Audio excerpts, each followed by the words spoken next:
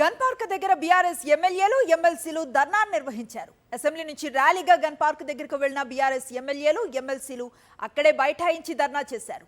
Job క్యాలెండర్లో ఉద్యోగాల సంఖ్య ప్రకటించకుండా నిరుద్యోగులను మోసం చేస్తున్నారని నిరసన తెలిపారు. ప్లకార్డులతో ప్రభుత్వానికి వ్యతిరేకంగా నినాదాలు చేశారు. బీఆర్ఎస్ శ్రేణుల ఆందోళనను పోలీసులు అడ్డుకున్నారు. గన్ పార్క్ దగ్గర భారీగా మోహరించిన పోలీసులు అక్కడి నుంచి బీఆర్ఎస్ ఎమ్మెల్యేలను వెళ్లిపోవాలని కోరారు. ఇరు వర్గాల మధ్య తోపులాట చోటు చేసుకుంది. పోలీసులు బీఆర్ఎస్ ఎమ్మెల్యేలు ఎమ్మెల్సీలను అరెస్ట్ చేసి వ్యాన్లో తరలించారు.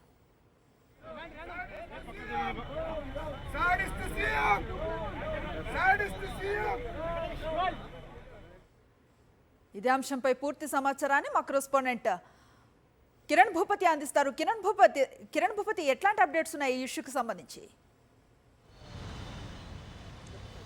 అనుశ్రీ, కాసేపటి క్రితమే బీఆర్ఎస్ ఎమ్మెల్యేలను ఇటు తెలంగాణ భవన్కు పోలీసులు తరలించారు. దాదాపు గంటకు పైగా ఇటు గన్ పార్క్ వద్ద ఆందోళన చేసినటువంటి నిరసన చేసినటువంటి ఎమ్మెల్యేలందరినీ కూడా పూర్తి స్థాయిలో అరెస్ట్ చేసినటువంటి పరిస్థితులు కనబడుతున్నాయి. అసెంబ్లీలో దాదాపు రెండో రోజు కూడా బీఆర్ఎస్ ఎమ్మెల్యేల నిరసన కార్యక్రమం కొనసాగింది. జాబ్ క్యాలెండర్ పైన చర్చకు పట్టుబట్టినటువంటి బీఆర్ఎస్ ఎమ్మెల్యేలు పూర్తి స్థాయిలో 2 లక్షల ఉద్యోగాలు ప్రభుత్వం ఇస్తామని చెప్పింది. కానీ నిరుద్యోగులను మోసం చేసే విధంగా, వాళ్ళ ఆశలపైన నీళ్లు చల్లే విధంగా బట్టి విక్రమార్క కావచ్చు, ఇటు ప్రభుత్వం కూడా వ్యవహరిస్తుందంటూ కూడా దాదాపు గంటకు పైగా గన్ పార్క్ వద్ద నిరసన వ్యక్తం చేశారు. పూర్తి స్థాయిలో వాళ్ళందరినీ కూడా అరెస్ట్ చేసి తెలంగాణ భవన్కి అయితే తరలించారు.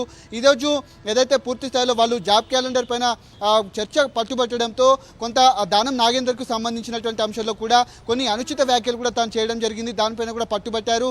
గంటకు పైగా ఇక్కడ కూర్చున్నటువంటి ఎమ్మెల్యేలందరినీ కూడా అరెస్ట్ చేసినటువంటి పరిస్థితి. ఇంకా పోలీసులు కూడా గన్ పార్క్ వద్ద మోహరించినటువంటి పరిస్థితులు అయితే చూసుకోవచ్చు. పూర్తి స్థాయిలో నిరుద్యోగులు వస్తున్న సమాచారంతో కూడా వాళ్ళందరినీ కూడా అరెస్ట్ చేసినటువంటి దృశ్యాలు అయితే గన్ పార్క్ వద్ద కనబడ్డాయి. ఖచ్చితంగా రాబోయేటువంటి రోజుల్లో నిరుద్యోగులు కావచ్చు, ప్రజలు కావచ్చు, కాంగ్రెస్ ప్రభుత్వానికి పూర్తిగా బుద్ధి చెప్తారంటూ కూడా వాళ్ళు పెద్ద ఎత్తున ఆందోళన చేపట్టినటువంటి పరిస్థితులు అయితే చూసుకోవచ్చు. Right, thank you Kiran.